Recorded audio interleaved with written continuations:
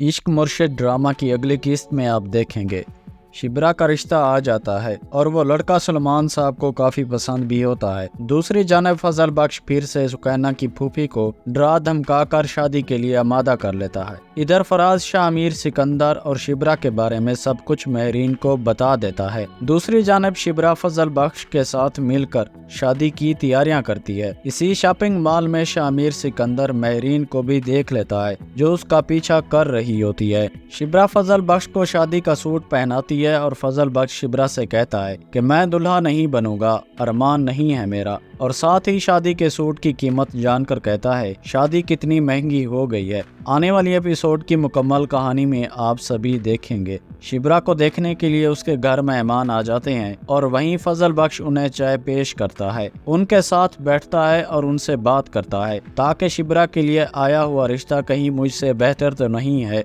जब सलमान साहब जब फरहाद से पूछते हैं कि बेटा तुम क्या काम करते हो, तो वो जवाब में कहता है मेरी 2 फैक्ट्रियां हैं, और जब फजल बख्श ये सुनता है तो उसकी आंखें खुली की खुली रह जाती हैं। फजल बख्श दिल ही दिल में सोचता है कि सलमान साहब अब अपनी बेटी का रिश्ता इस लड़के के साथ ना कर दें, क्योंकि सलमान साहब को मालूम नहीं होता कि फजल बख्श शिब्रा को पसंद करता है। बाकी सब घर वालों को इसके बारे में इल्म होता है। अब सलमान साहब को वो लड़का बहुत पसंद आता है। एक तो वो खुश अखलाक होता है, दूसरा ये कि उसका अपना बिजनेस होता है। उनके जाने के बाद सलमान साहब अपनी बीवी से कहते हैं कि मुझे बिल्कुल ऐसे ही लड़के की तलाश थी। मैं यही चाहता था कि ऐसा लड़का जो खुश अखलाक हो, जिसका अपना बिजनेस हो। उस लड़के में ये तमाम खूबियाँ मौजूद हैं। हमें इस रिश्ते के लिए हाँ कर लेनी चाहिए। शिब्रा की वालदा कहती है कि इसका जवाब तो शिब्रा खुद ही देगी कि उसका रिश्ते के हवाले से क्या फैसला है। अगर उसे कोई और पसंद नहीं तो हमें उससे अच्छा रिश्ता कहीं और नहीं मिल सकता। सलमान साहब कहते हैं कि क्या मतलब, उसे कोई और पसंद ना हो तो? मुझे अपनी बेटी के बारे में पता है, वो ऐसा नहीं सोचती। अगर तुम कहती हो तो फिर भी हम शिब्रा से पूछ लेते हैं।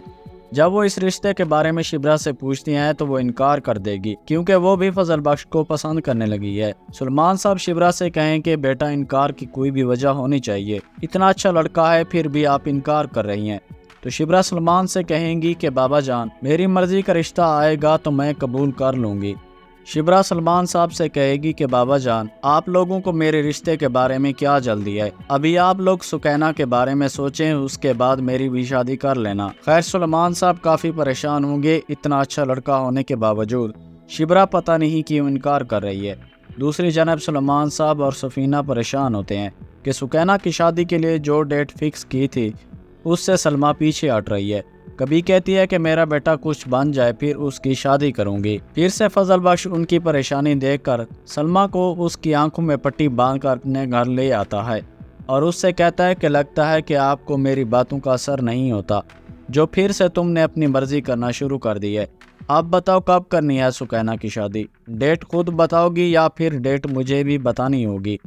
सलमा बहुत घबरा जाती है और शामिर सिकंदर से कहती है जब आप कहोगे मैं तैयार हूँ। मैं तो बस अपने बेटी की नौकरी का इंतजार कर रही थी। मैं तो कब से चाहती हूँ मेरे बेटे की शादी हो जाए। तो शामिर सिकंदर कहता है तो समझो डेट फिक्स हो गई है, तो आपके बेटे की जॉब उसकी शादी से पहले हो जाएगी, ये मेरा वादा है आपसे।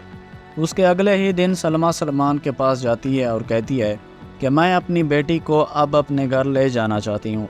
तुम कब तक अपनी बेटी को अपने घर बिठा कर रखोगे? मेरा तो सुकैना के बिना दिल ही नहीं लग रहा। और फिर सुकैना की शादी की डेट फिक्स हो जाएगी। शादी की तैयारियां दोनों तरफ से शुरू हो जाएंगी। दूसरी तरफ फराज महरीन को शिब्रा और शामिर सिकंदर के बारे में सब कुछ बता देगा कि कैसे शामिर सिकंदर फजल बख्श बनकर शिब्रा के घर गया, उनसे अपनी असलियत छुपाकर उनके घर में रह रहा है।